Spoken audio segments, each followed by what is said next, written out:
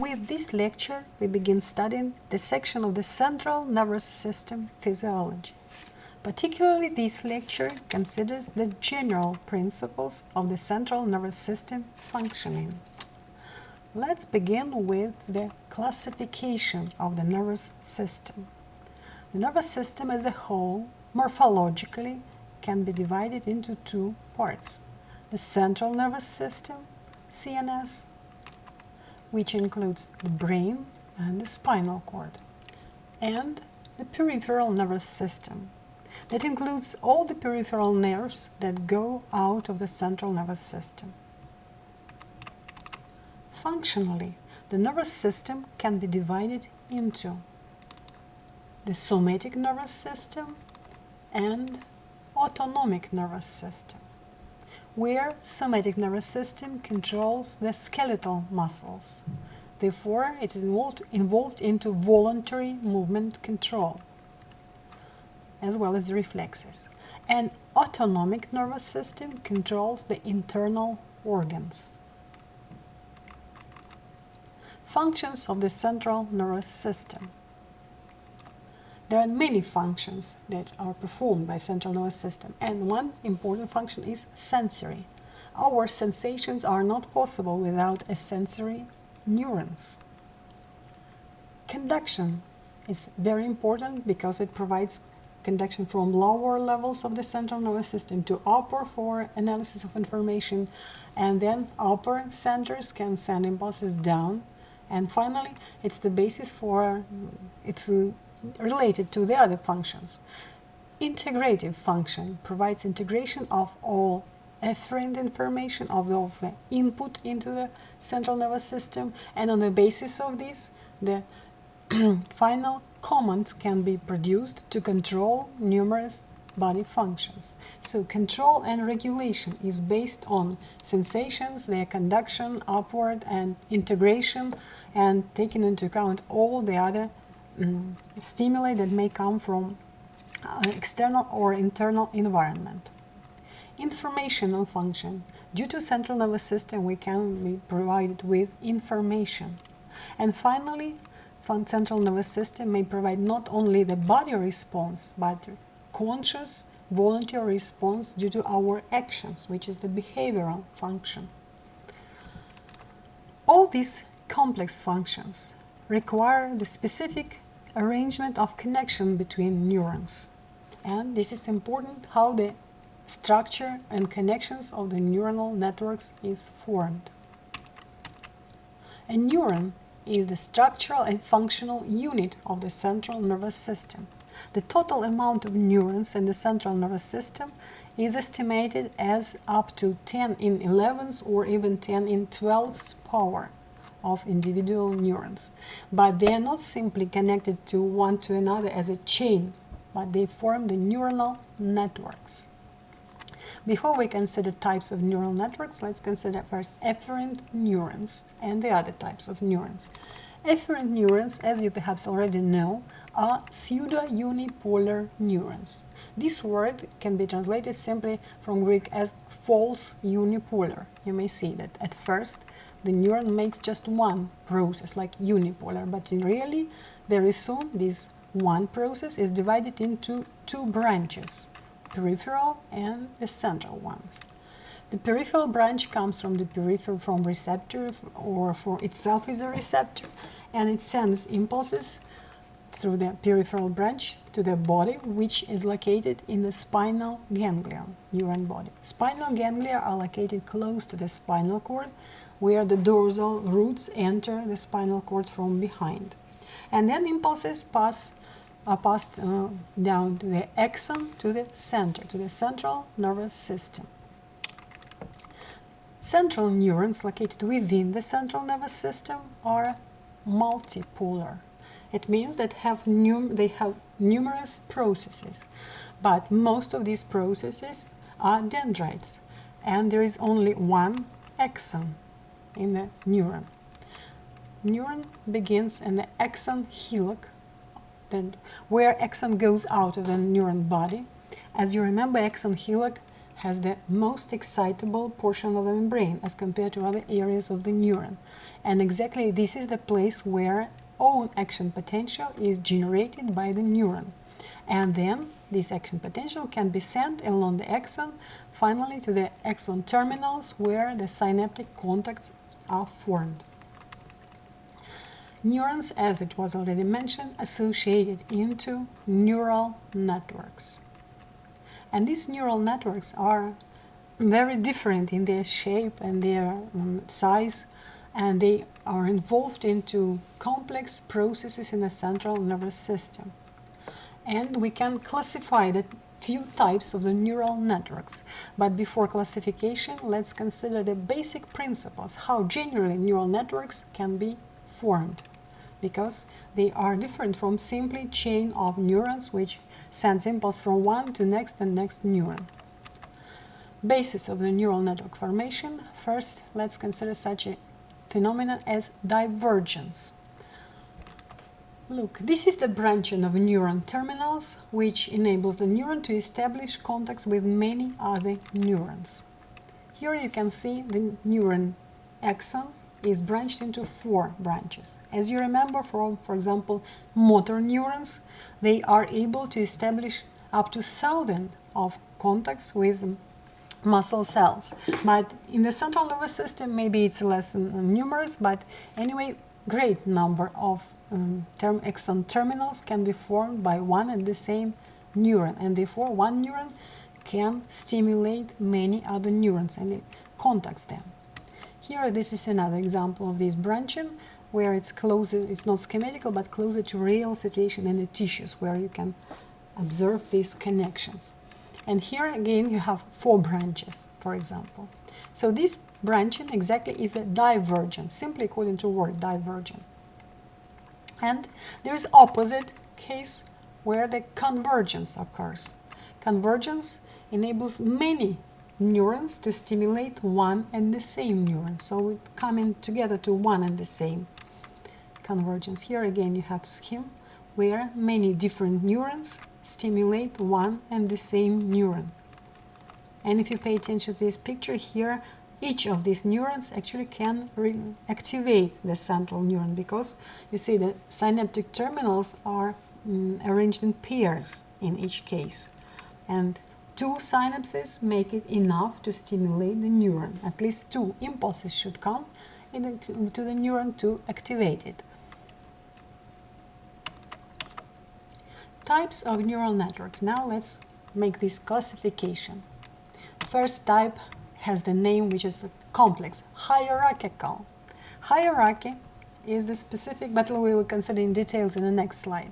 But this type of neural networks goes exactly as many lines going in parallel from one area, from one level to next and next, from neuron to neuron. This simply, here for example, you can see only 4 channels of conduction, but in reality there are multiple channels, and number of levels can be higher or less depending on exact neural network. But this provides pure conduction. It's like a cable that passes from periphery up to brain or from brain down to periphery. This is hierarchical with many levels subdued one to another levels. The second type is a divergent. Clearly it comes from the divergence which is included into, which is the basic principle of such a network formation. And the third type, local. Local neural networks are considered belong to the circular type, so they make finally the circle. It can be shorter or longer, but finally initial neuron becomes stimulated by the end of this chain, so it makes the circle. Here you can see example of a very simple neural network, but here you can observe main types of formation. This one is the divergence. You see here are 3 branches. Then here you can observe convergence. 3 different stimulating factors, stimulating neurons, send their branches exactly to this neuron. And here, the last case, it's example of the local neural network, where only 2 neurons are included, but we'll consider in more detail exactly this type of short local network between motor neuron, because you see finally it comes to the muscle to the left, and black neuron is inhibitory neuron Renshaw cell. We'll come to this. Hierarchical neural network. Now, hierarchy, what is this? This is a system which is arranged in a graded order with different levels, and lower levels are subordinated to the upper ones. So, their main features are that they are multi-level and multi-channel networks. And the examples are numerous. They all afferent and efferent neural pathways. Actually, what you studied in anatomy, main ascending and descending tracts of the body, all are multi-level and multi-channel. So they are arranged, if it's sensory tract, from periphery up to brain, and from brain cortex, for example, or subcortical centers of the brain down to the periphery. So it's basically, you see many similar lines going in parallel, and which come to one level, stimulate the neurons of this level, then neurons stimulate the next level neurons, and so on. And for example, let's observe sensory pathway, ascending auditory pathway. It begins from the periphery, from the receptors of the internal ear. Then impulses come to the first level where the next neurons are stimulated. This is a complex of neurons in the superior olivary complex. Then level 3 in the pons. Then in the midbrain, then it goes to the thalamus, medial genicular nuclei, and finally, from this level, the neurons send the impulses up to the auditory cortex in the temporal lobe. So you see, many levels are included, and many lines go in parallel, like multi-channel network that provides auditory information on sounds for its analysis in the cortex of the brain. And correspondingly, you can choose the other example as motor pathways, descending tracts that control the muscles, and they should start somewhere in the brain. If it's corticospinal tract, so it's from primary motor cortex, precentral gyrus, and from level to level it goes down and finally reaches the motor neurons of the spinal cord. They all are multi-level, multi-channel, hierarchical neural networks. Perhaps they are most widespread among the others. Divergent neural networks. They are non-specific due to their divergence and stimulation of many neurons out of few. They are integrating, and the examples are few. Ascending reticular system, and also some neuronal systems of the brainstem, adrenergic, serotonergic, but let's consider main ascending reticular system. Here it's just example, general scheme of the divergent neural network, and it simply shows the divergence. But now here let's observe the reticular system. Reticular system passes, reticular formation, you know this structure from anatomy, passes through the whole brain stem. But its main excitatory portion is the most rostral, upper one. And here this area sends projections from relatively few number of neurons of the rostral reticular formation upward through thalamus, through its non-specific nuclei, finally to the cortex. And you can see that all cortex non-selectively is stimulated. That's why we say it's a non-specific action. It doesn't send impulses to specific areas of the cortex, just equally to all the cortex, non-specific. But it's all excitatory action, and it stimulates cortex and increases the level of activity in the cortex. For example, each time when we pay attention to something, when our alertness increases, it's produced due to activation of reticular system, and it's called reticular activating system, or RAS. Reticular activating system is involved into maintaining the high level of attention, greater alertness level, and so on. Local neural networks have two different examples. First case, very much widespread in the brain, is the neuronal traps for long-term maintaining of excitation, circulation. Here you see complex trap. It's enough just to have one circle connection between neurons, and here it's a triple circle. So when once impulses enter this circulation neuronal trap, impulses, if nothing inhibits these impulses, may circulate rather long time, because one neuron stimulates next, and finally impulses come to initial neuron and again. Of course, no, it doesn't last forever, because there are also other influences from the inhibitory neurons, and finally it can be inhibited. But actually this is the basis for long-term circulation of the same information in the brain. And for example, sometimes I think that if we hear some tune, some music, and in the morning, and then you can find that after some hours after this, when you stop thinking about something intensely, when you are not so much busy, finally this tune somehow appears again on the surface of your consciousness, and you find that brain still plays it in place, as if when the music is inserted and played all this time. And I believe that this is due this process of excitation reverberation inside the neuronal traps. The term reverberation comes from physics, when some light beams or other rays come to the closed camera space and become reflected sequentially from one wall to next, and then to next, and sound can reverberate in the closed space, or light rays can do it. But here, of course, there is reverberation of excitation. Excitation can be long-term maintained in such a neural trap. This is because of local or circular neural networks. And the other case, it's a local network which is very short one, and its function is control or prevention of the overexcitation. The chain alpha motor neuron and Renshaw cell in the spinal cord is example of the shortest local network, just the two neurons. Recall, we already saw such picture similarly.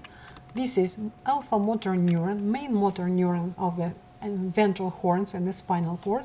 The axon goes out from the spinal cord and reaches the muscle and stimulates number of muscle fibers of one motor unit. But you see, before this axon leaves the spinal cord within the gray matter, this axon gives the branch which stimulates specific inhibitory cell, which is called Renshaw cell. Renshaw cell sends then its axon exactly back to the initial alpha motor neuron, so it comes back. And as it's inhibitory, it is inhibitory cell, it produces inhibitory effect on the alpha motor neuron, and this type of inhibition is called recurrent coming back inhibition. So you see, when motor neuron sends impulses, it stimulates both muscle and inhibitory Renshaw cell, and then it results in Renshaw cell sending its inhibitory impulses to the alpha motor neuron. It means that inhibitory transmitter is released, and it results in hyperpolarization of alpha motor neuron. Of course, you should understand that just a few of Renshaw cell or one Renshaw cell cannot stop fully the alpha motor neuron, because alpha motor neuron is stimulated greatly from above, and one motor neuron in the spinal cord has up to 10,000 or more contacts from other cells. It's exactly the best example of convergence. And due to this convergence, even if not all these synapses are active at the moment, many of them are active, especially when muscle actively contracts. And this alpha motor neuron gets so many impulses that's stimulated. So this one inhibitory impulse from Renshaw cell cannot seriously inhibit it, but it produces contribution to a little decrease of excitation level. And this decrease becomes progressively higher and higher with increase in motor neurons impulses frequency. So when motor neuron becomes more and more excited, correspondingly it gets more and more impulses from Renshaw cell, which progressively produce greater and greater inhibition. And if it doesn't inhibit entirely, it doesn't inhibit entirely motor neuron, but it decreases its rate of impulses. So it's like control that prevents overexcitation.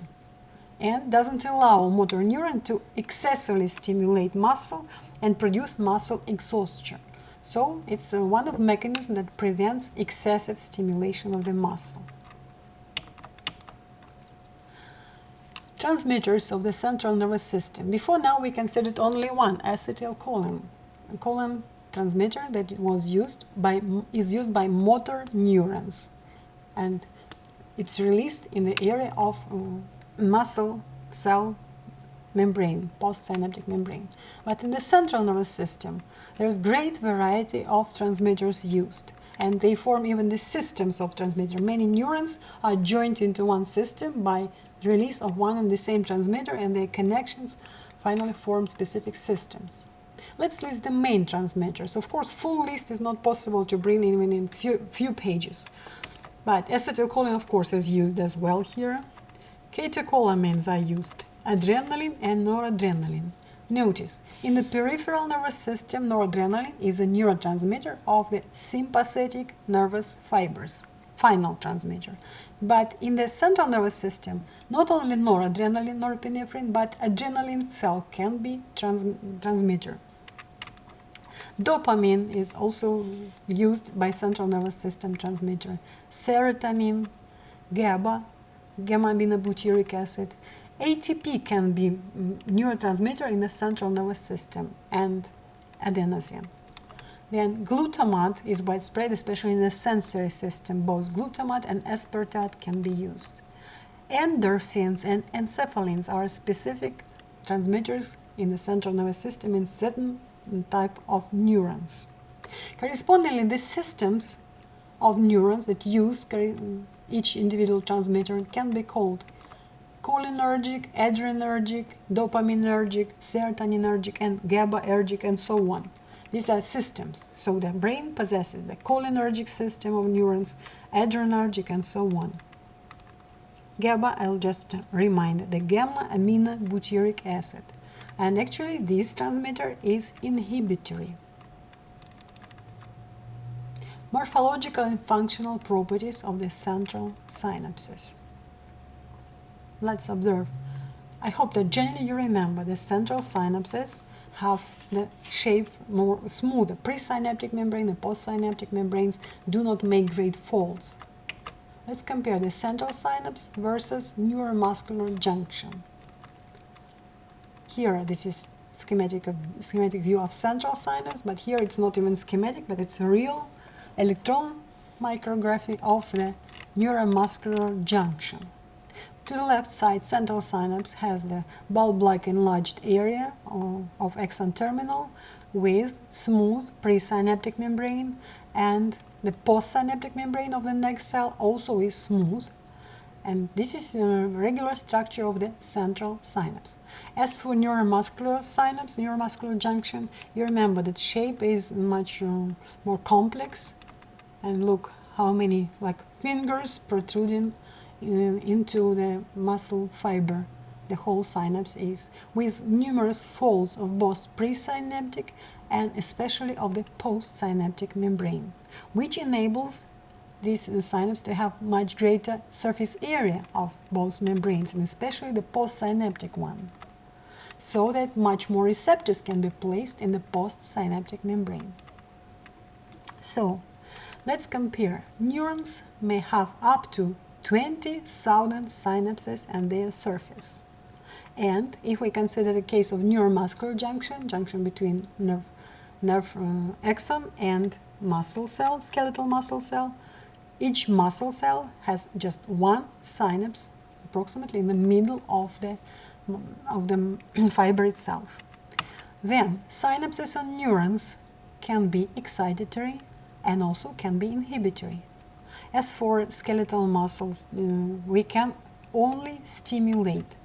Muscle cells have only excitatory neuromuscular junction, where acetylcholine produces opening of channels and depolarization of postsynaptic membrane with subsequent action potential generation on the muscle cell membrane. It's important. So if we need to relax muscle, we just inhibit the neurons that control this muscle.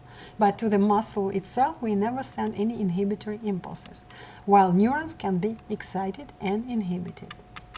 Neurotransmitters can be various, while in the neuromuscular junction, it's always acetylcholine. Single excitatory postsynaptic potential is not enough for generation of action potential in a neuron. So this is the greatest functional difference. To stimulate a neuron, it's not enough to send just one impulse to this neuron. And actually it's important because we should always separate the most important factors, and less important will produce less stimulation, and so this is the final filter for neurons, because there are many filters on different levels of the central nervous system that provide the situation when some impulses do not reach even the brain because it's less important and less because they are less strong. So, but for neuromuscular junction, it's controlling command that comes from the central nervous system down to muscle. And command should be followed exactly. And here, single end plate potential is always enough for the action potential generation. So, and reason for this is that release of transmitter is always enough to produce enough opening of channels in the postsynaptic membrane in the neuromuscular junction. But also I can additionally find one reason that was not mentioned in a lecture on neuromuscular junction, but here I can mention this, that postsynaptic membrane of neuromuscular junction has numerous folds. In the upper portion, entry of this fold that face the synaptic cleft, the channels of the membrane are classical nicotinic-cholinergic receptors or non-selective sodium-potassium channels. And acetylcholine molecules, 2 molecules per channel, open these channels and produce passage of sodium inside, which exceeds the going of potassium ions outside. So as a result, there is a depolarization. But in the depths of the folds, deeper, there are voltage-gated sodium channels. And when depolarization starts due to action of the neurotransmitter, and these channels of neuromuscular junction become open, the channels which are nicotinic-cholinergic receptors, following depolarization opens additional type of channel which are voltage gated, and it greatly contributes to higher degree of depolarization, so that end plate potential develops higher and easier produces opening of voltage-gated sodium channels in the membrane of the muscle cell around synapse, where action potential is generated finally. So end plate potential is always enough for action potential generation due to a few reasons. And it's the greatest functional difference between synapses in the center, between neurons, and between nerve and muscle. Summation of excitation. Before it was mentioned that one impulse is not enough to stimulate the neuron, but how the summation may occur.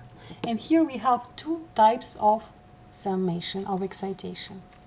First, let's consider summation in time. This is the meaning of the temporal summation. Look, here we have one and the same synapse somewhere in the dendrites, not so far from the axon hillock or from the soma of the body. So, action potential 1 first comes to this synapse, and when action of this first potential on the postsynaptic membrane on dendritic spine is not still finished and depolarization is does not disappear yet, has not disappeared, so action potential 2 comes. So with little difference in time, but difference in time here. And action potential 1 produces depolarization, which is not finished, and action potential 2 comes and depolarizes membrane more. So first action potential produces excitatory postsynaptic potential 1, and then it just starts to decline. Itself, it's not enough to produce membrane potential in the axon hillock. Here you see that this area where excitatory postsynaptic potential occurs, we consider exactly in the area of axon hillock. If depolarization that occurs in a dendrite reaches with the decline, actually reaches the axon hillock and produces EPSP enough to reach the threshold, action potential is generated. But here you can see it's not enough, it doesn't reach threshold. But very soon the second action potential arrives. And when the first depolarization is not over, it produces the next one, additional depolarization, which is summated. You remember that summation is absent only for action potential.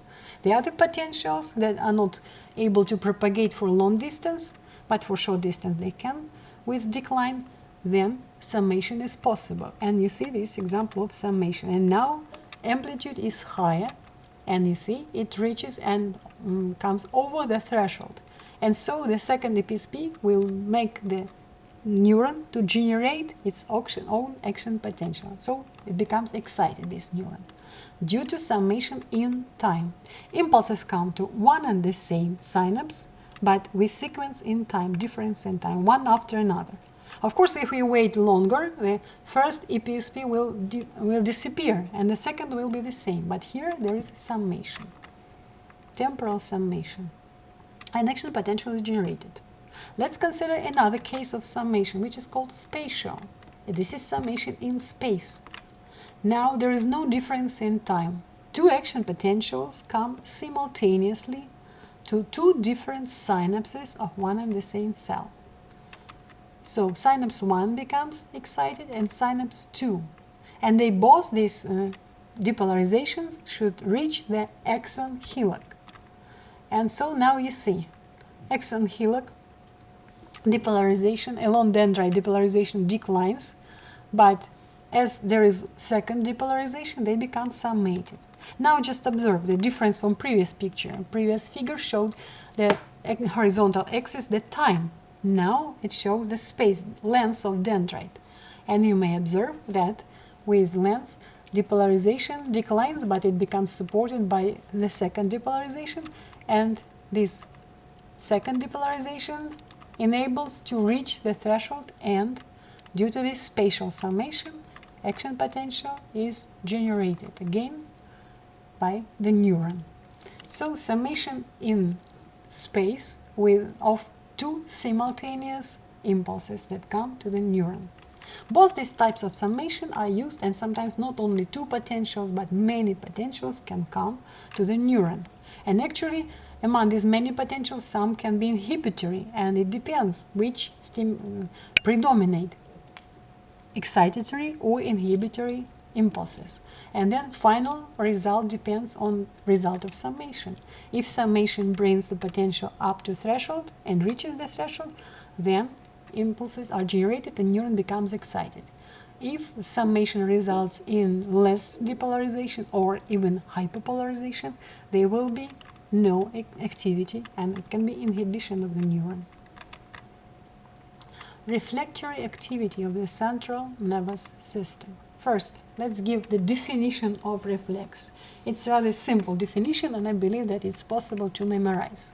First, it's stereotype reaction, so it means that it's similar always. Reaction to stimulation of receptors, it's clear. And the main part is that this is performed with participation of the central nervous system.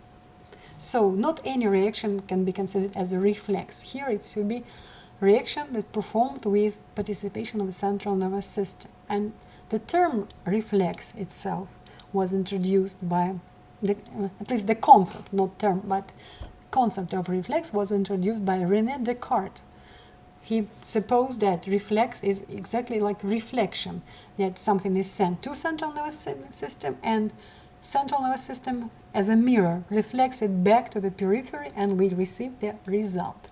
And actually something is correct in this concept of the reflex, because central nervous system conducts impulse sent from the periphery and sends it back to the periphery again. Classification of reflexes. Actually, there are many classifications. Let's consider. First, classification based on the reflex structure. We can divide reflexes into monosynaptic and polysynaptic.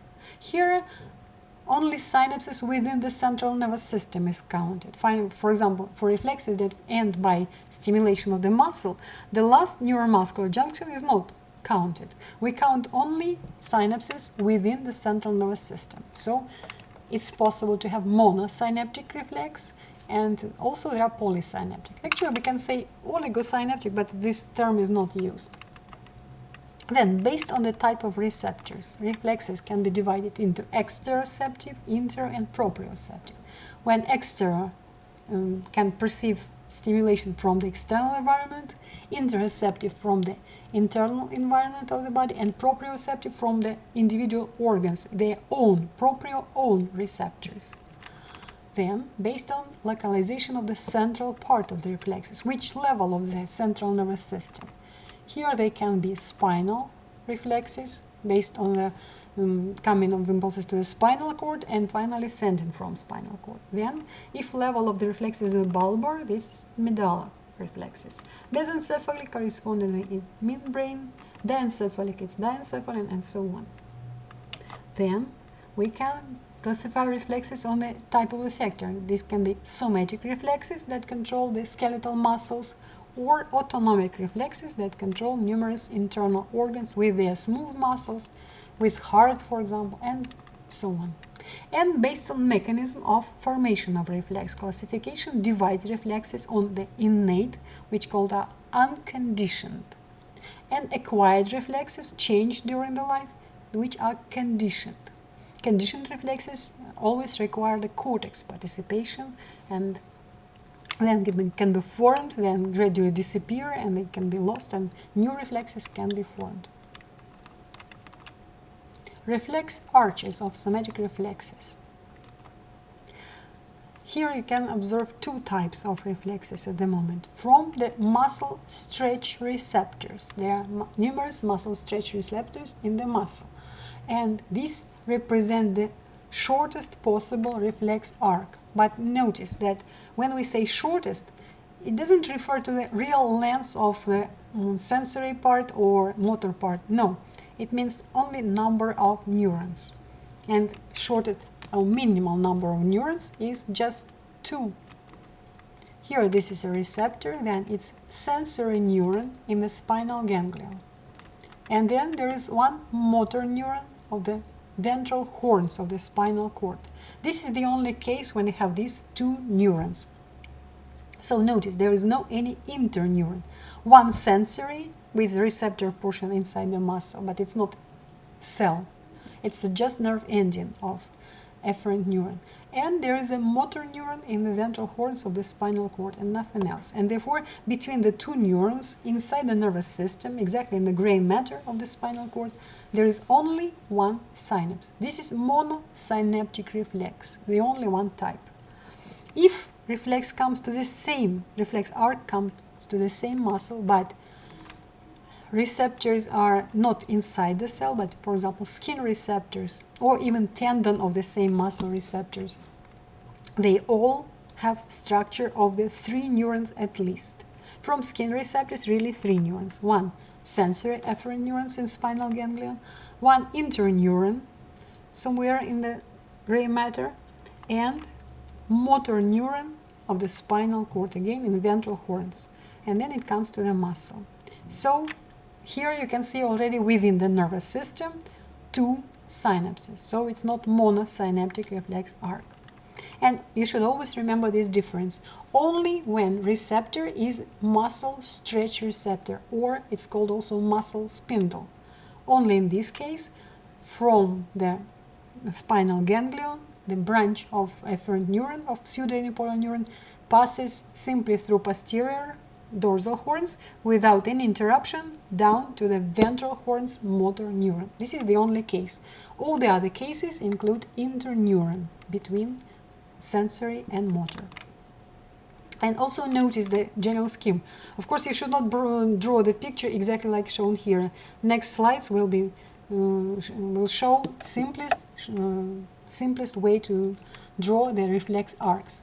And you see here, it's the neuron's body, schematically shown, and it should be empty inside because we differentiate the excitatory neurons from inhibitory ones by making the dark circles for inhibitory neurons. So if you want to show excitatory neuron, and here only excitatory we still draw, this should be empty inside.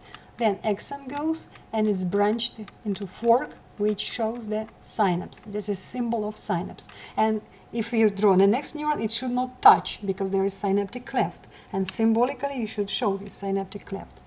And also don't forget, this is only one-way conduction. So where the fork looks this direction, this way conduction goes, not oppositely.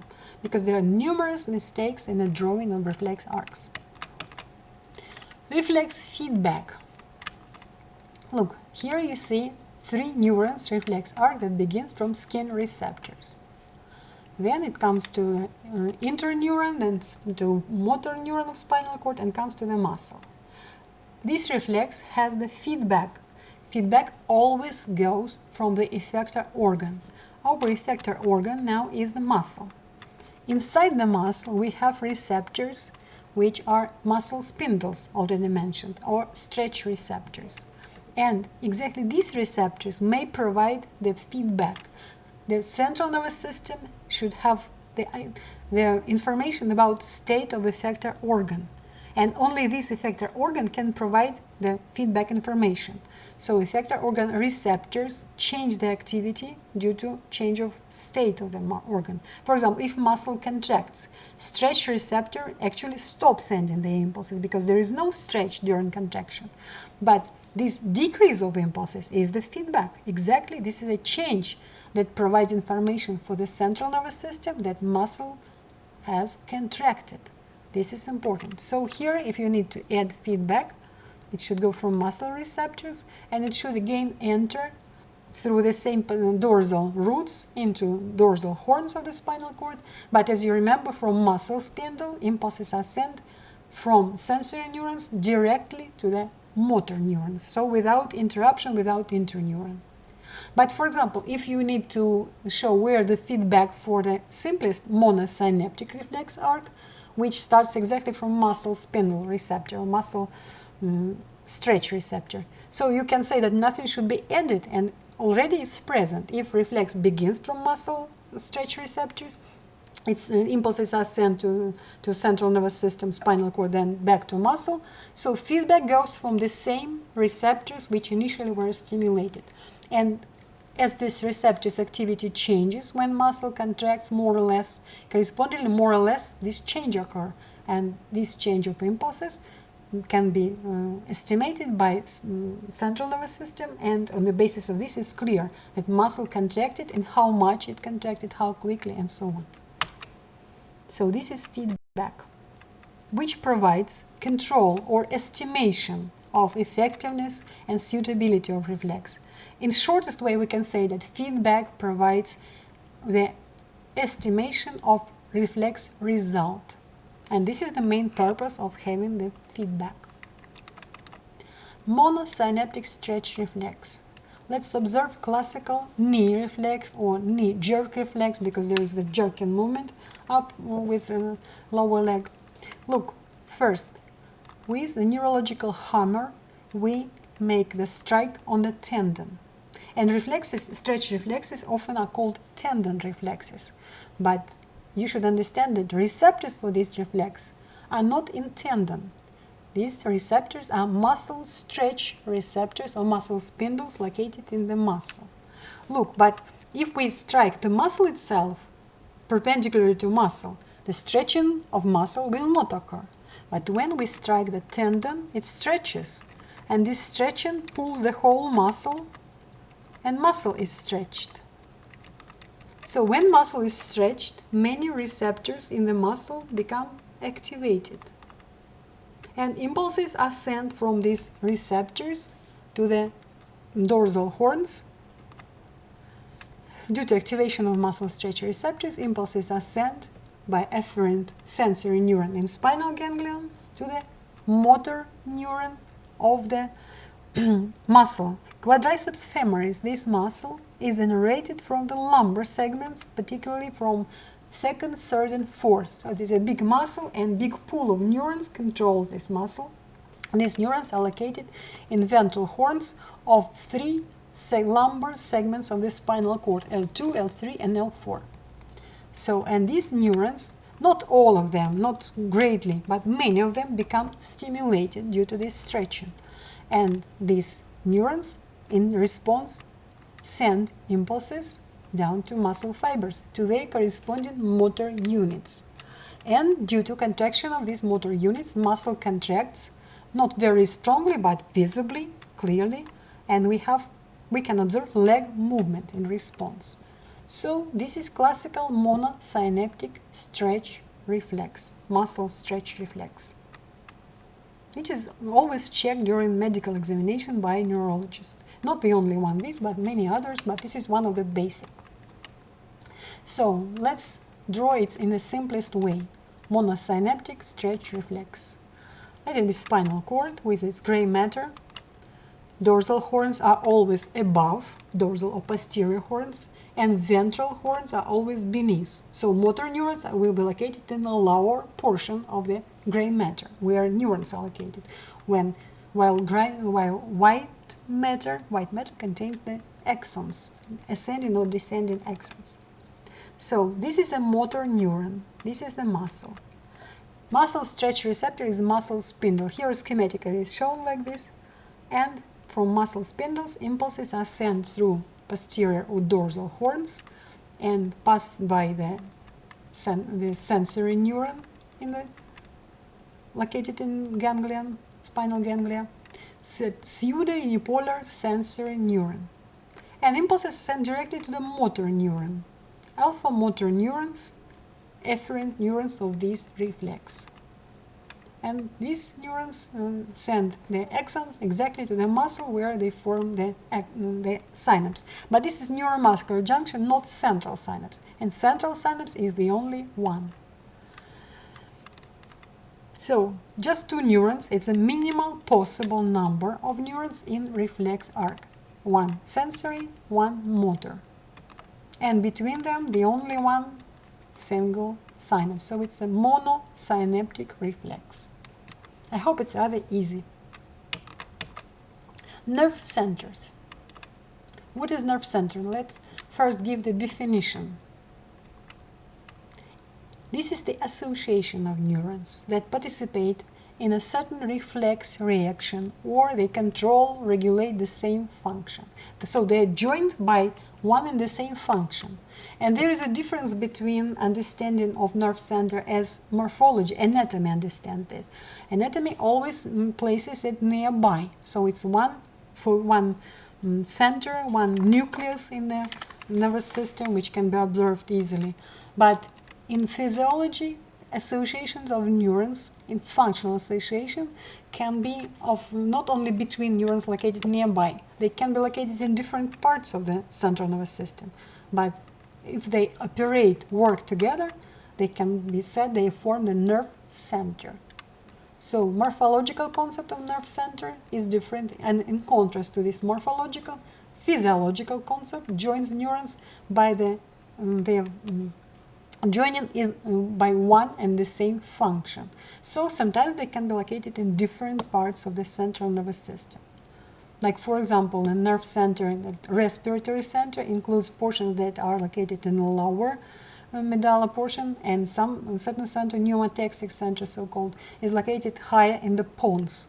And so they are different, but differently placed, but they perform one and the same function, respiration regulation, and generally they are included into composition of one and the same respiratory center. Characteristic properties of nerve centers. Actually, they are easily predicted, because what is nerve center? Association of neurons, and how the neurons are associated through synapses.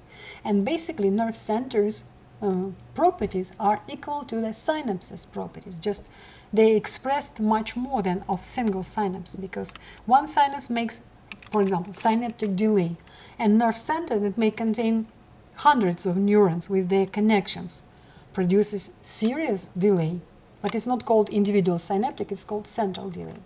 It takes much longer time to conduct from cell to cell within one nerve center. So let's observe. First property is easy. and exactly the same as property of synapse, one-way conduction.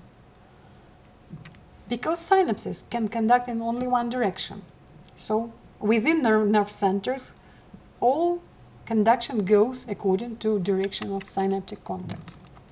Then central delay, that was already mentioned, that each synapse produces this called synaptic delay. It's about 0.5 millisecond, which takes the process of conduction through synapse.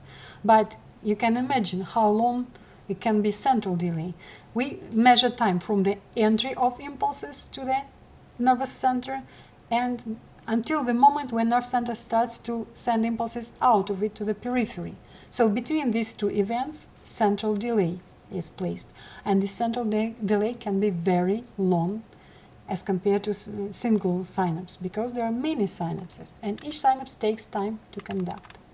Low excitability and lability. It's exactly because of many conductions from cell to cell, and each time there is a delay.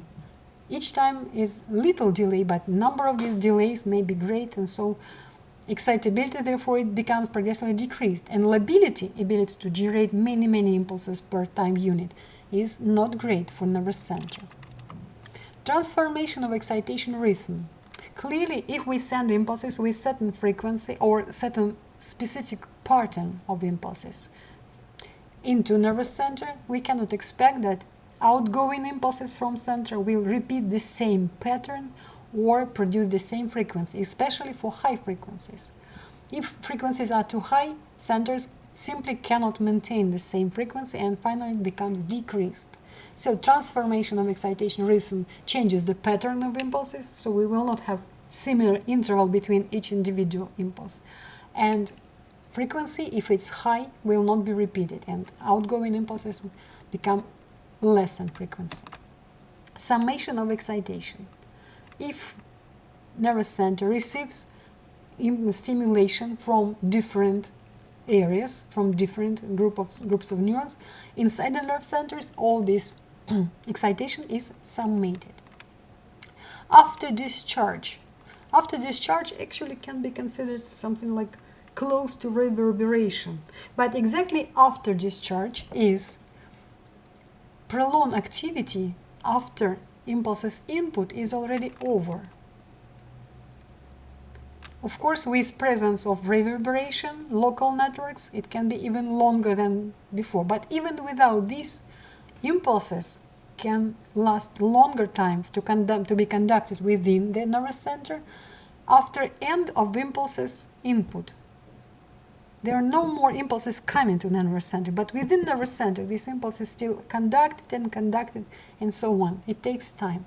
So this is, and then we can expect longer discharge, outgoing impulsation from the nervous center.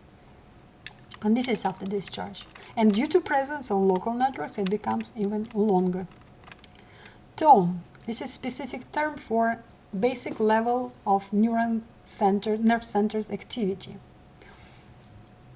So, many nerve centers are constantly, regularly active, and they have basic level of activity, which is expressed as sending impulses to the periphery with certain average rate, certain low frequency or higher frequency. And if we need to compare tone of the two centers, or tone of one and the same center in one situation and in another situation, how we can estimate? Simply due to estimation of the impulses rate.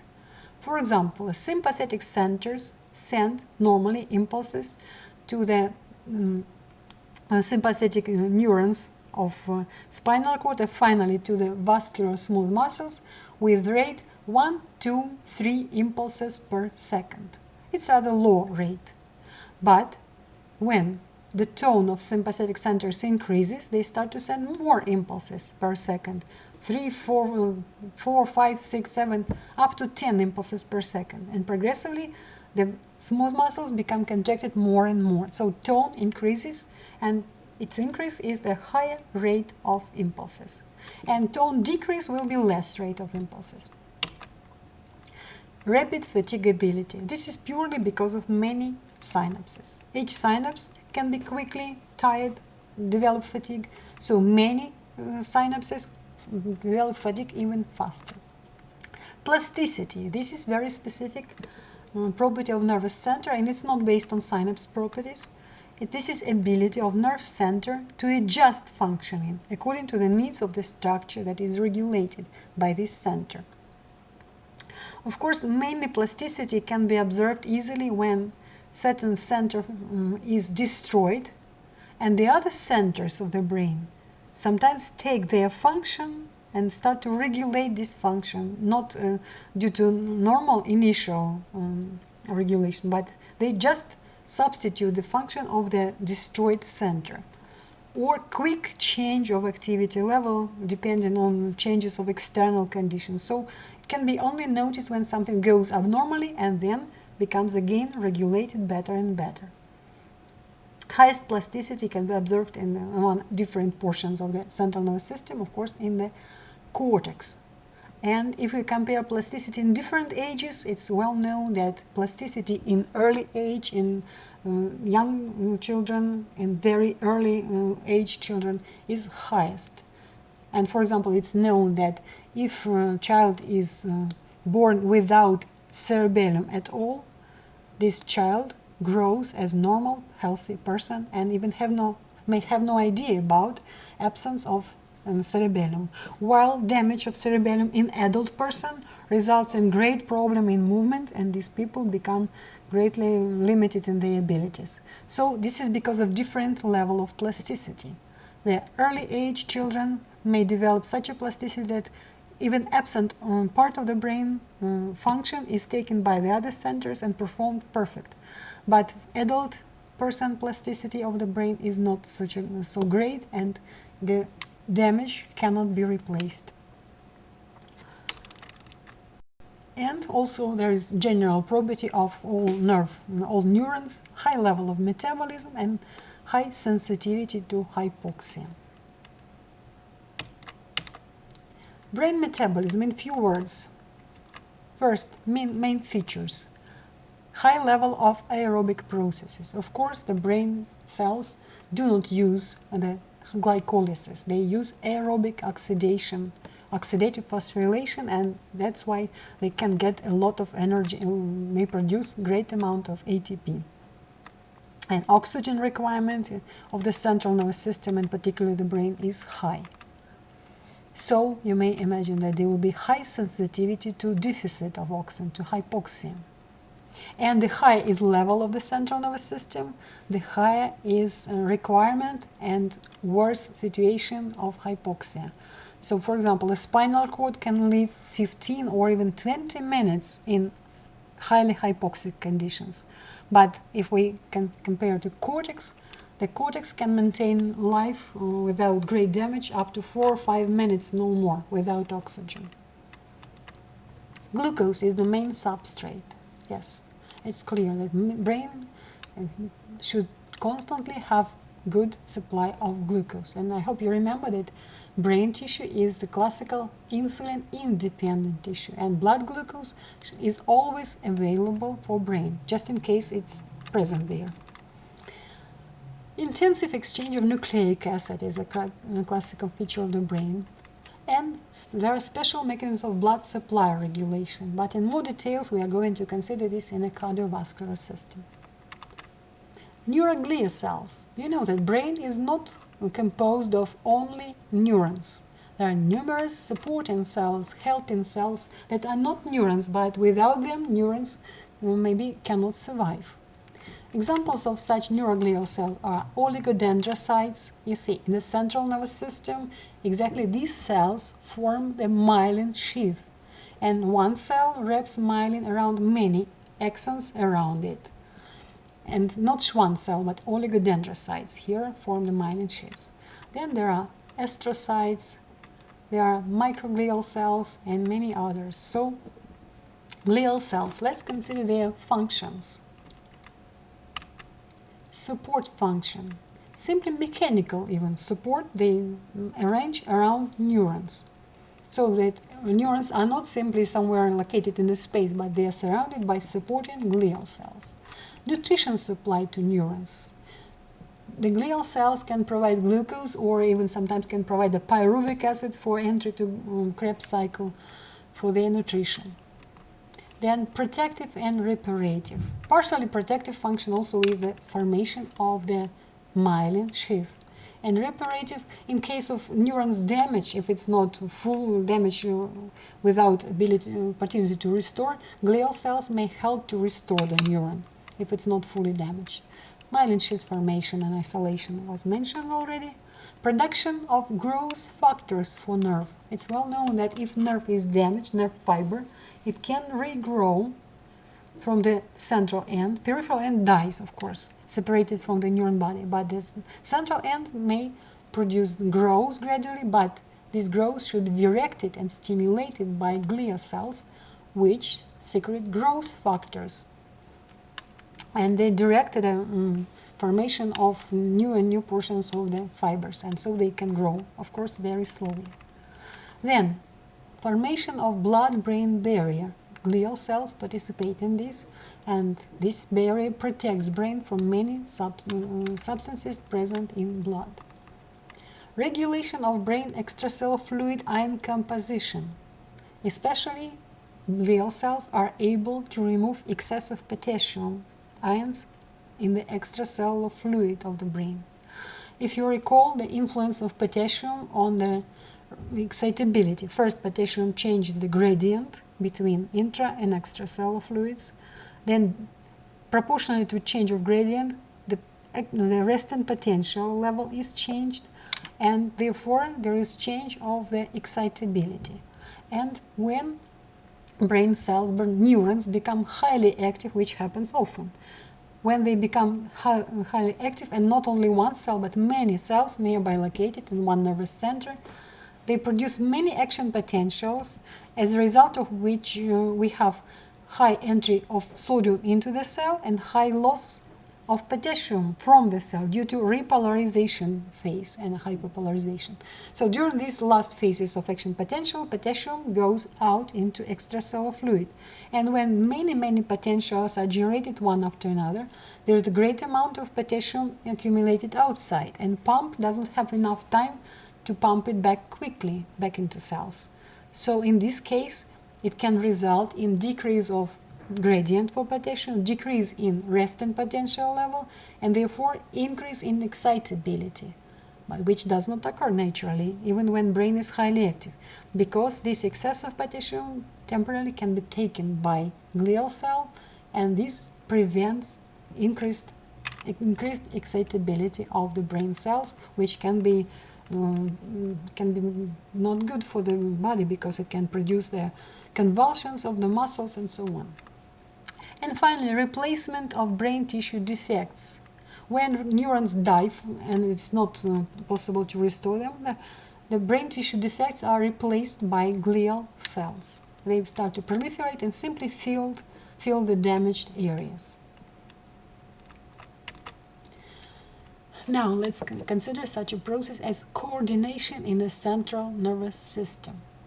Coordination itself, it means control of many functions at the same time. Coordination. Orders are given to many different organs, but it should be all adjusted one to another, because it occurs in one and the same body, and we should simultaneously control so many functions. And it means that central nervous system controls many functions, and each function should be coordinated, should be adjusted to the others, so that it's one and the same body.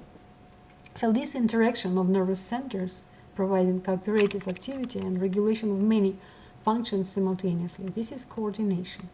And basis of coordination is interaction of two processes, opposite processes, excitation and inhibition. So we need to consider what is inhibition, because before now we studied excitation more or less. Inhibition in central nervous system, this is independent nervous process, produced itself by excitation, because we need to excite inhibitory cell first, and then inhibitory cell can produce certain inhibition. And inhibition result is decrease of excitation, full stop of this excitation, termination, or prevention of excitation, which is not mentioned at the slide, but decrease, full inhibition, or prevention of excitation. All these can be what is inhibition is. Classification of inhibition types. Here the classification. It's not very easy, so we should pay attention. Inhibition is divided at first into two exactly different types, entirely different, primary and secondary. Primary inhibition is inhibition specifically, which is arranged intentionally to inhibit and to interact with excitation and to make it controlled. Secondary inhibition is not developed in the specific inhibitory structures. There is no inhibitory structures, just the excitatory chain of neurons or network of neurons, but due to some circumstances, inhibition develops. So secondary, it's not intentional inhibition.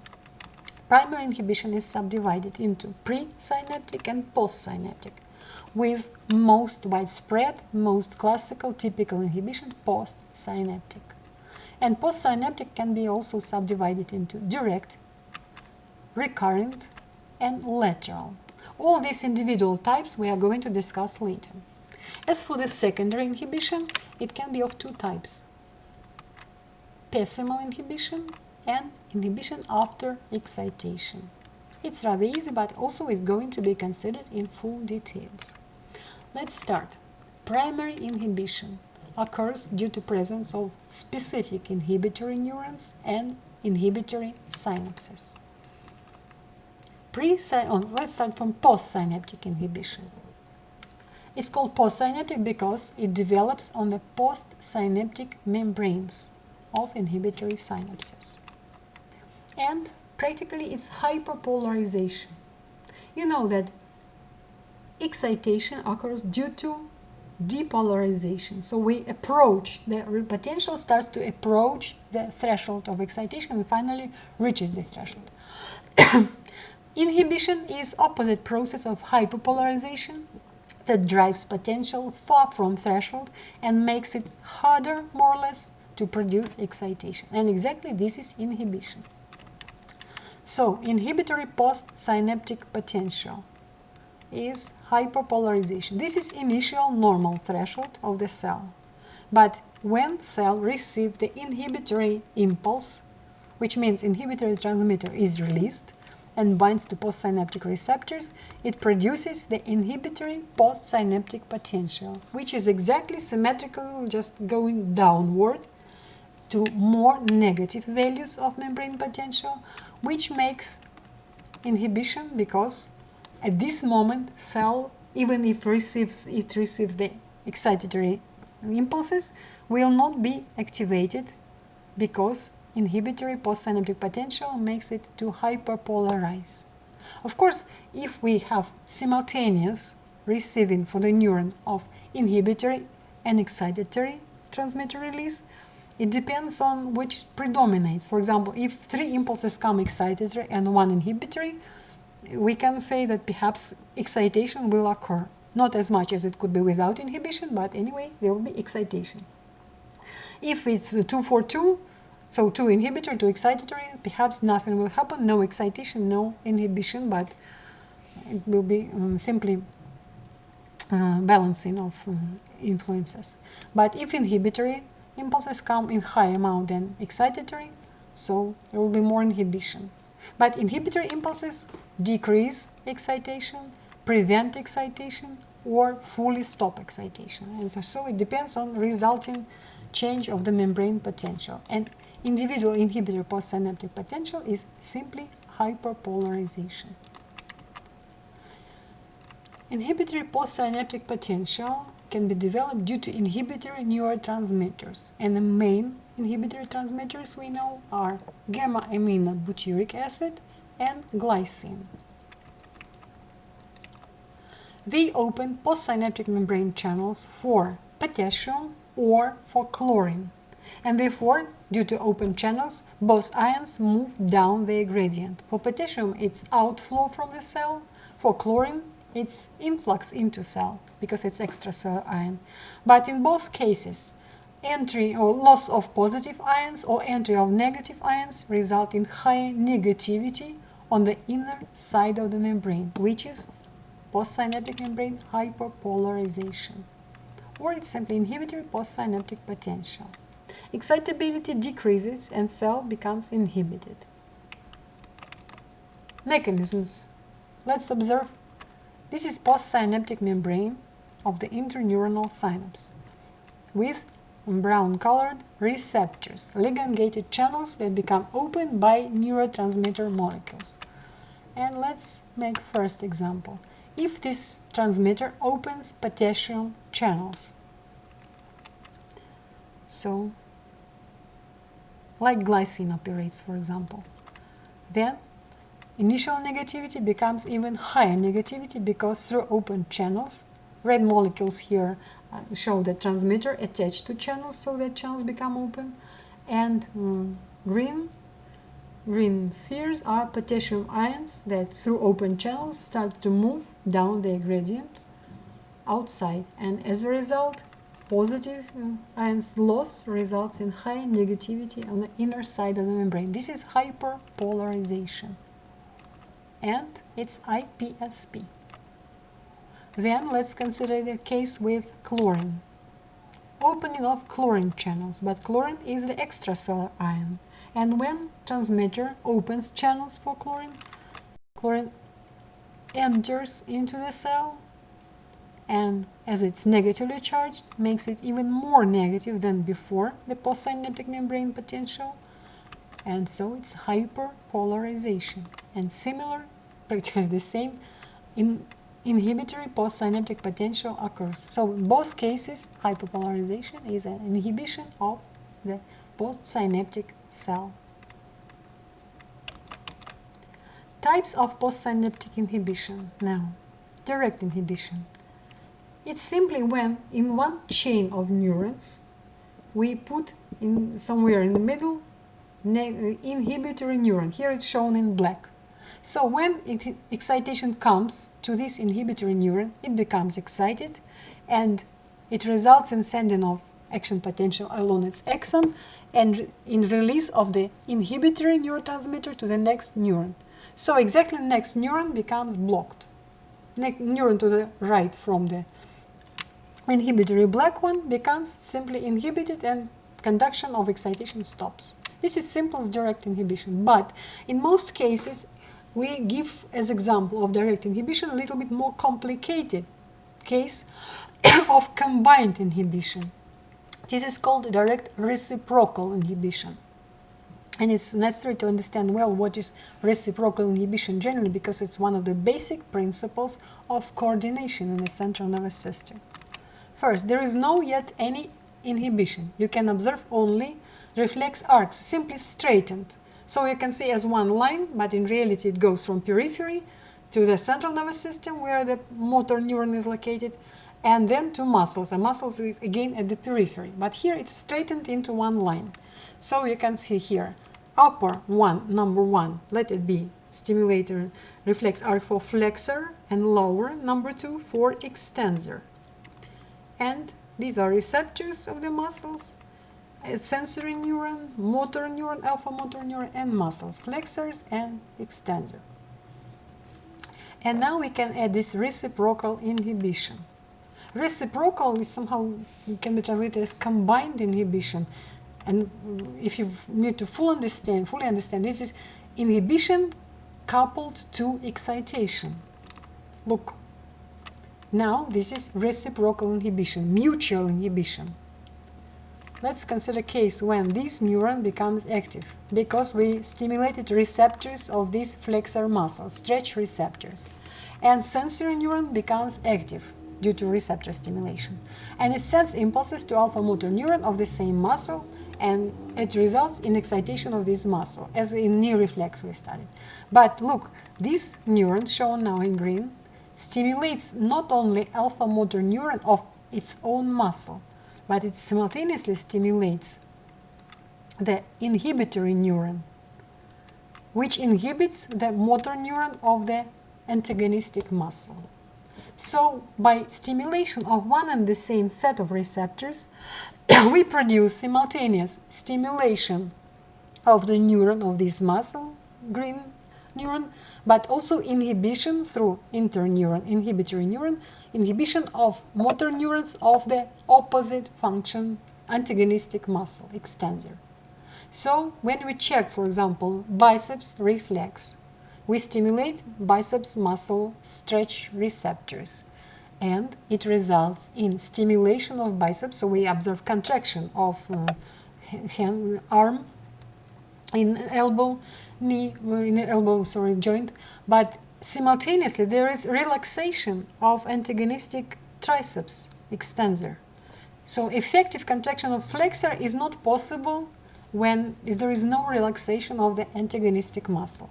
And reciprocal inhibition provides exactly this effect by one action. One action brings contraction of one muscle and relaxation of antagonistic. And this is possible due to the reciprocal inhibition.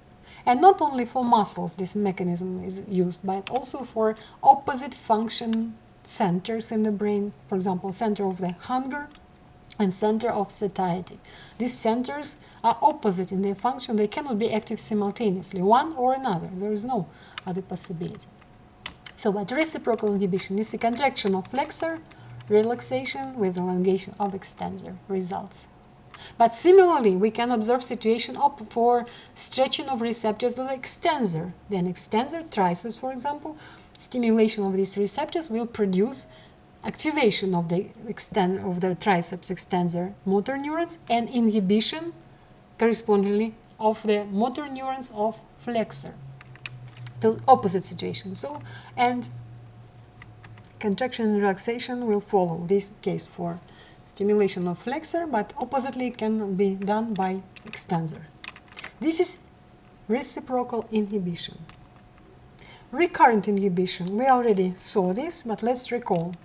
Motor neuron sends impulses to Renshaw cell along with sending impulses to the muscle itself. And Renshaw cell inhibits the motor neuron. So this is a classical recurrent inhibition which provides limitation of activity of motor neuron. It doesn't allow to reach high and very high frequency for stimulation of the muscle. And with increase of motor neurons activity, the degree of inhibition produced by Renshaw cell also proportionally increases. Lateral inhibition is observed in some sensory systems like skin, tactile sensory system, tactile analyzer, and also it's produced in retina, for example. Look, the key moment of lateral inhibition, it's also mutual, but not opposite. Look, this cell produces inhibition of all their neighbors through stimulation by branches of axon of inhibitory black neurons. But actually, if we have many such straight lines, each cell inhibits their neighbors. So not only this one, but we can make these arrows for the right neuron, for left neuron, and for many others. So they all mutually inhibit each other. But it helps to separate the most correct signal, precise signal. Let's observe here on the example, lateral inhibition in a tactile sensory system. You see, we have stimulation of the skin receptors. And you see, this stimulation involves, for this example only, of course it's a cross-section with plane two-dimensional, but for this case we can observe 3 neurons. But these pseudo-unipolar sensory neurons will not respond similarly because there are inhibitory neurons that are stimulated by each of them. And you see, tactile stimulus is applied and activates number of receptors, but peripheral receptors, neurons, sensory neurons, become inhibited from the central. You see, this neuron inhibits their neighbors. And neighbors also try to inhibit this, but they are not inhibited from the unstimulated side. So, as compared to all of them, maximal activation occurs for this central one. It contributes to formation of precisely localized sensation. You see, from this large area of involvement into tactile stimulation, the sensation becomes attributed to smaller area. Smaller area, and you see beneath here. that finally sensation appears only on smaller area, precisely in the area of the maximal stimulation. This is the case of lateral inhibition. Now, presynaptic inhibition. This is not as much widespread as postsynaptic, and it occurs only in exoaxonic synapses. Here, I hope you remember exoaxonic synapses. And when this terminal button A on the picture stimulates exoaxonic synapse, it decreases release of transmitter from the main synapse terminal button B. And it's believed that it produces the stable depolarization of the postsynaptic membrane of exoaxonal synapse. Look, exoaxonic synapse produces stable depolarization of this area. This is the postsynaptic membrane for exoaxonic synapse. But at the same time, this is the it's postsynaptic exoaxonic, but it's presynaptic membrane of the biggest synapse, first one. And this stable depolarization decreases release of transmitter. Let's observe on the picture. In schematic presentation, you see presynaptic inhibition still does not occur. There is no inhibition. At this picture, only arrow shows that main synapse is active, and it results in a release of excitatory transmitter. Here it's not active. This exoaxonic synapse is not active. This synapse is active and easily produces action potential, which is generated and goes down the axon. Now let's consider situation when, at the same time with stimulation of the main synapse, exoaxonic synapse also becomes stimulated and it releases transmitter. This transmitter produces stable depolarization and somehow decreases release of transmitter from main synapse, and as a result this main synapse does not produce depolarization enough to generation of action potential. No action potential, so this is inhibition. Notice that simply depolarization usually brings potential closer and closer to the threshold, and finally when threshold is achieved, depolarization brings excitation. So simply depolarization is excitatory stimulus. But always when we add stable depolarization characteristic, stable depolarization produces opposite effect, because depolarization initially opens sodium channels, the activation gates, but automatically after a few pieces of moment, inactivation gates become closed, so channel is inactivated. And to restore position of gates, we need repolarized membrane. And when depolarization is stable, it lasts and lasts, and it doesn't allow to restore channels back to their normal, to make reactivation of sodium channels. Channels stay inactivated, and it results in full inhibition. So depolarization normally should not last long time. It should be short term. Stable depolarization always produces the opposite to excitation effect. It's inhibitor effect. So here it's used, stable depolarization, presynaptic inhibition. Secondary inhibition, finally we come to this. Again, it develops without any specific inhibitory neurons or synapses. It's simply among the excitatory neurons. And it's not usual, not very much widespread, but sometimes it may happen due to, first, due to extremely high rate of impulses. First case, so-called pessimal inhibition, occurs in case of extremely high rate of impulses. Actually, the word pessimum is opposite to optimum. Optimum is best, highest, and pessimal is worst and lowest, minimal. So this pessimal inhibition occurs exactly when impulses come to such a high rate that it results in steady or stable depolarization of postsynaptic membrane, even in normal excitatory synapse.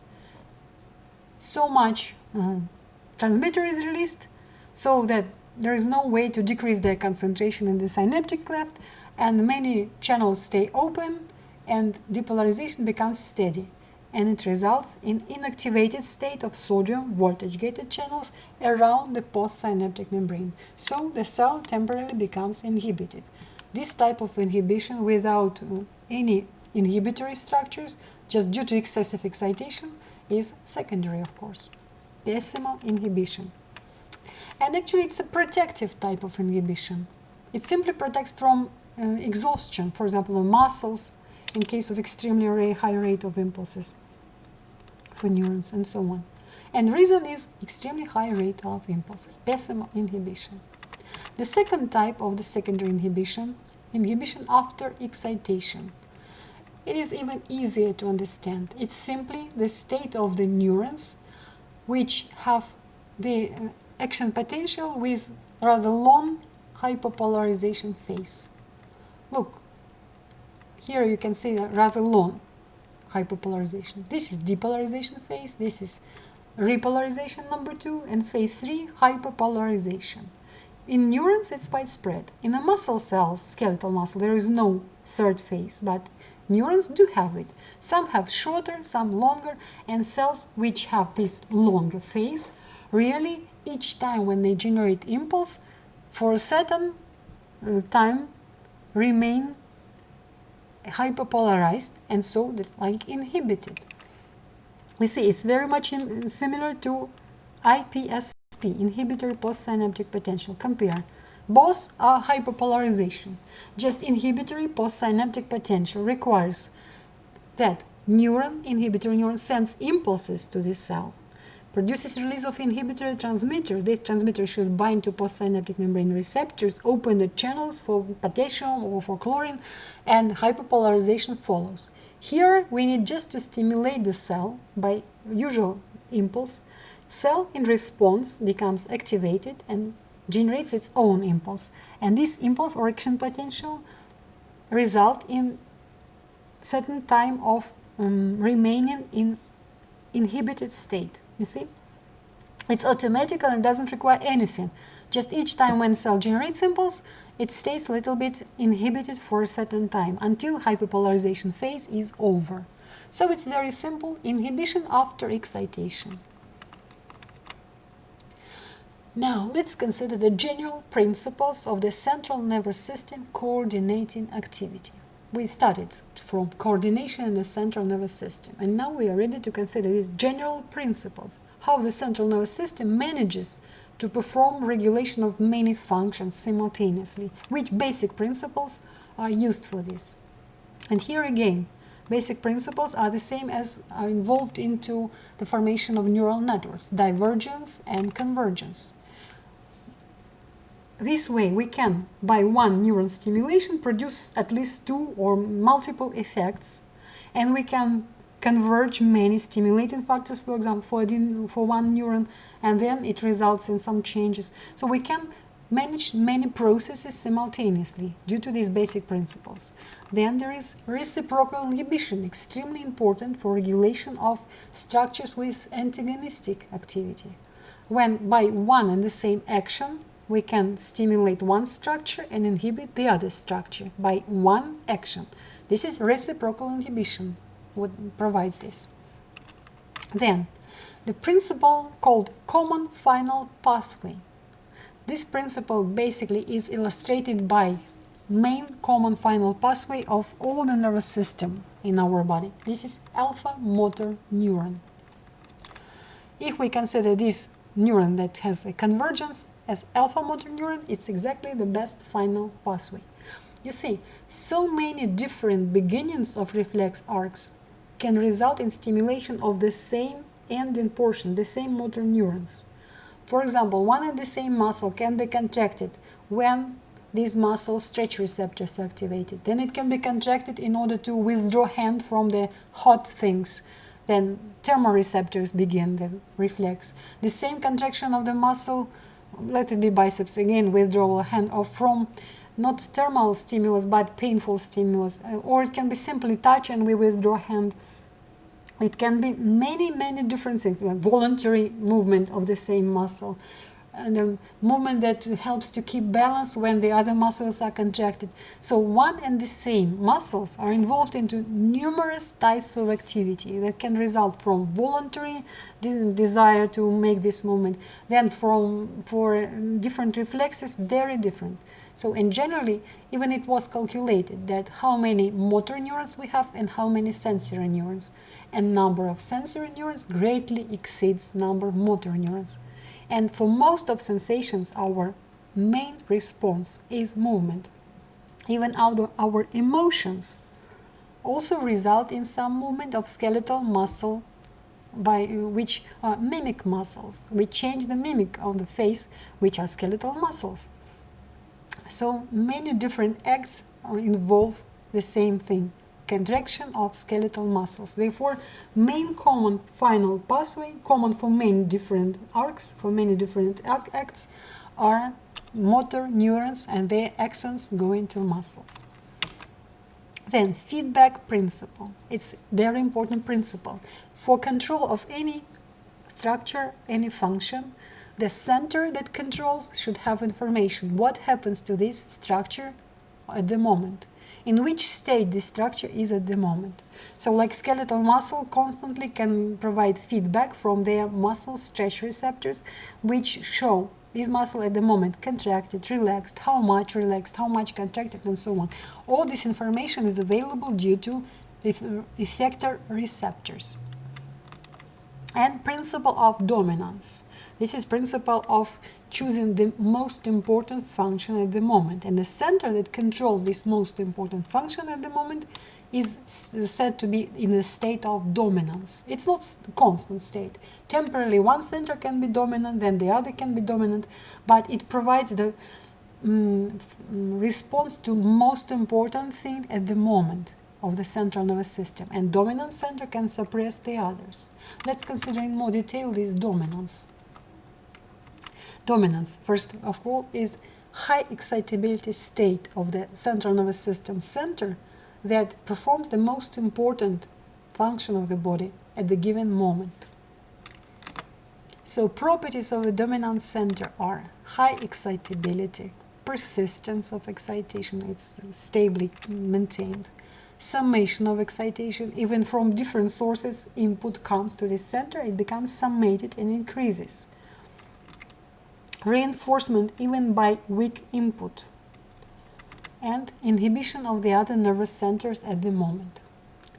So, the dominance, of course, the best can be understood using examples. Let's start from the simple example, like if center of hunger becomes dominant.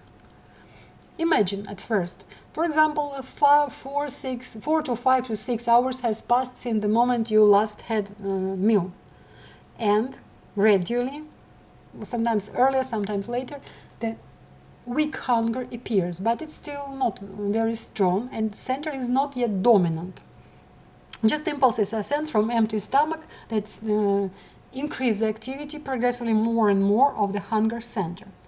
And at this moment, you can even suppress the hunger by concentration on some problem you solve at the moment, or you're reading the book, or you're seeing the movie at the moment, so watching the movie, maybe it's more interesting, so you can say, later I will eat, I will not at the moment. And so we can suppress it temporarily, but gradually, not only empty stomach, but also receptors that respond to glucose blood level and other nutritional factors start to send impulses, more and more impulses, finally result in state of dominance of the hunger center. It becomes highly excitable and it suppresses the other centers, and even if you are reading a very interesting book, this center will suppress your interest for the book at the moment because it produces even painful sensations, and it requires stop any other activity and go and find food and eat, because the body needs food at the moment. In this situation, the center is dominant and suppresses the other centers. And normally, this dominance state will not remain forever, of course, and normally it's ended. And normal end most often is just to perform the necessary function. If it's a hunger center, just eat the food, and very soon that center excitability will be decreased and it will become practically less and less active and finally inhibited. So it's a normal situation. Also, the centers, dominant centers, can be suppressed by the other more important dominant centers. In case of food, actually, it's not easy to find more important center, but it's possible when it's the threat, danger for life. When you eat food and finally someone will start to follow you with a knife, perhaps you will leave this food and forget about your hunger, because if you see the real danger for life, you will try to save your life and will go run quickly from this area. So the stronger center may suppress this center. Then, maybe the other examples can explain the persistence and summation for excitation. Not only physiological centers of simplest motivations can be dominant. Sometimes, of course, dominant center can be exactly concentration in some problem you try to solve at the moment. Or you read some piece, let it be of physiological information about physiology of something, and you try to make sure that you understand it. And if you try to concentrate, you may reach such a state when even moderate noise around will not make any problem for understanding and deep concentration. And even little noise, not very intensive, little, especially monotonous sounds with not some sounds that come high and then less. It can contribute even to deep concentration. For example, background music, not loud. Then background even talk or conversations, not very loud.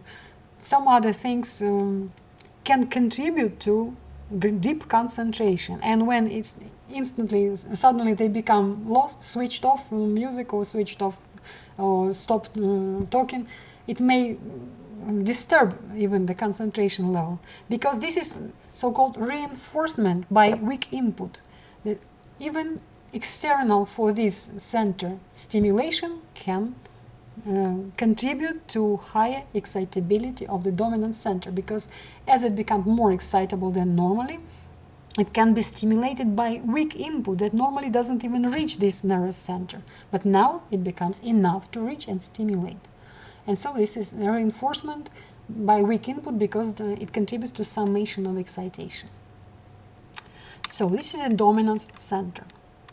Dominance, of course, can be of social level, and they're high, like dominant idea to become a doctor. And of course, it's long-term dominance. It does not provide constant control of your actions.